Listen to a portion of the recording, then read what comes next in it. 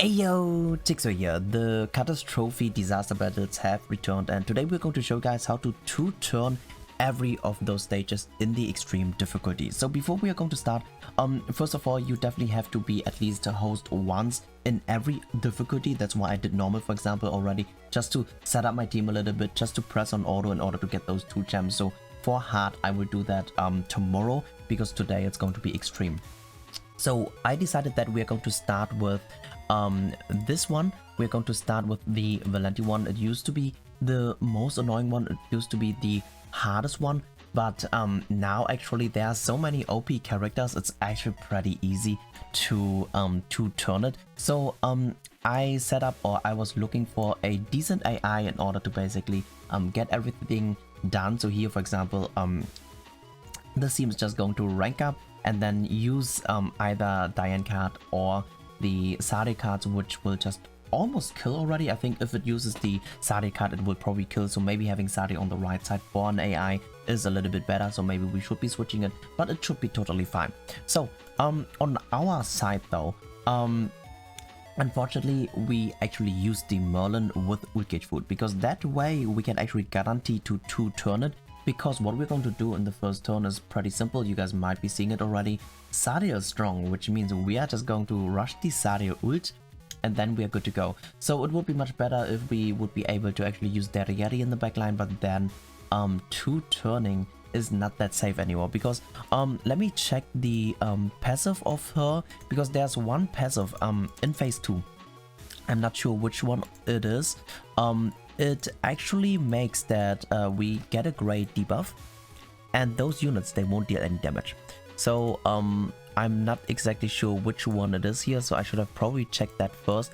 That might have been not bad. Here, this is the fear one, and we can't do any damage if, for example, our Sade suddenly gets chosen. So it's much better if you just go for an ult, because the ult will actually ignore the fear, so it doesn't really matter. There's no RNG. You can actually press on auto after basically the first turn, after you get the ult of Sade already. And yeah, very unfortunate.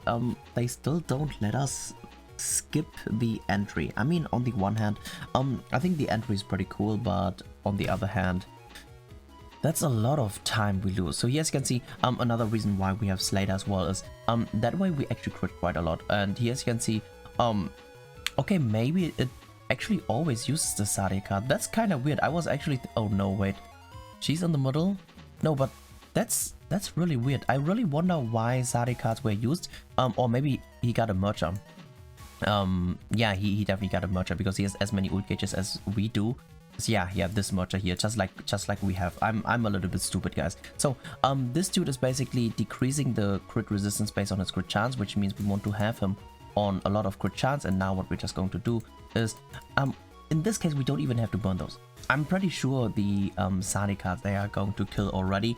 And now basically, as you can see, we totally burned the Sade cards, but once again, it is much better, or it's much safer to play it like this. Main reason is we have the Sade ult, we can be pressing on auto, and then it's a guarantee to win. So I just want to quit out once to at least show you guys, hey, this is how much Diane would be dealing, because I actually wanted to have Diane attacking in the first phase and not our Sade, just to see, hey, maybe it is basically mandatory that our Sadiel is attacking with both of the cards. But yeah, you guys have seen the damage of Sadiel. The 2 golden cards are more than enough.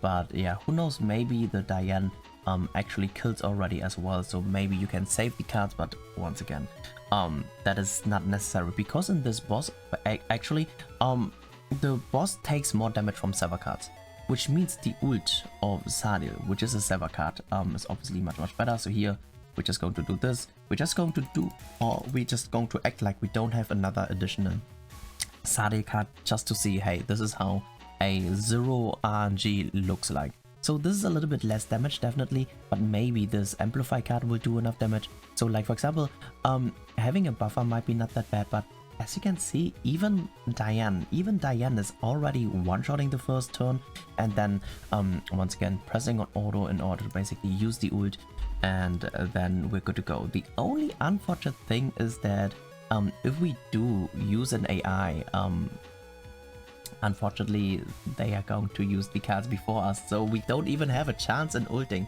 So yeah, this is how it is if what it's called, if the boss does not put the fear on.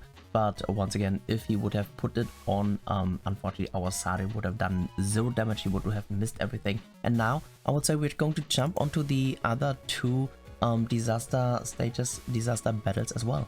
So, okay, for mono, I'm honestly not even 100% sure if this is gonna work. This is actually my first run. Okay, I pressed on the wrong side.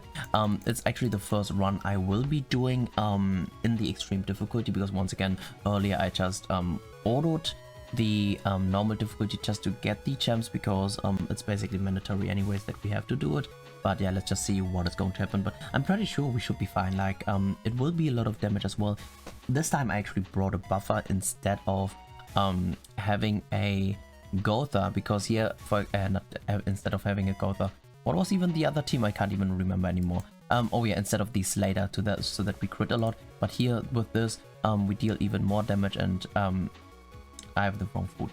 I don't need the ult gauge food anymore, so for now I will just burn those 2. Let's just see what is going to happen. I'm pretty sure it will just kill. Because the thing is, thinking about it, the disaster stages were much more troublesome back in the days, but now it seems like they are actually super simple now. Like, as I said, there are so many new units we have now, especially the Diane. If you do have the Diane, her buff or her passive is just crazy for raids. So now basically we're just going to burn the power strike, burn the golden cards of Diane, and I don't even know if we can use our own cards, because once again the left side does quite a lot of damage. So yeah, as you can see, very easy, very simple. And now we're going to jump onto the last one. Very nice and quick clear here. As you can see, we get an extra box because we are using the Daddy Yeti in the backline. So Daddy Yeti in the backline, in my opinion, is the #1 choice, because basically it's just one free cosmetic upgrade for doing nothing, right? Because at least you should be doing this anyways, because there's a shop we want to clear as well, and the shop is giving us quite a lot of things, and that would, or it would slow down your progress if you don't get it. But yeah, so let's see how this one goes. So as I said, I didn't do any runs in extreme yet. I hope it's going to be as smooth as well, so that we can basically just easily finish it and then call it a day. Because while you're watching this, I will probably stream on Twitch a little bit in order to try out some final boss, so definitely make sure to check that out. Another reason as well why we don't use melee in the previous run was in the Eastern, she, if I'm not wrong, if I read it right, she takes less damage from demons, so that's why we didn't do that. And now I would say let's just burn the double AoE, because once again I do think that the Sadiel is just going to kill already.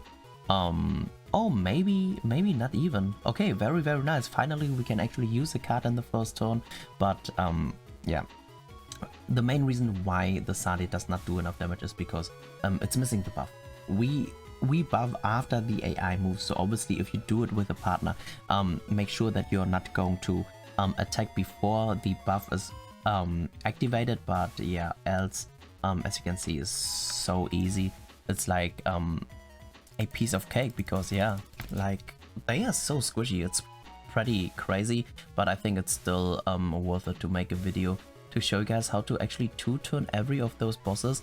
And yeah, I really hope it was helpful, you enjoyed watching this. As you can see, if you have a good a good AI, you don't even really need to do much.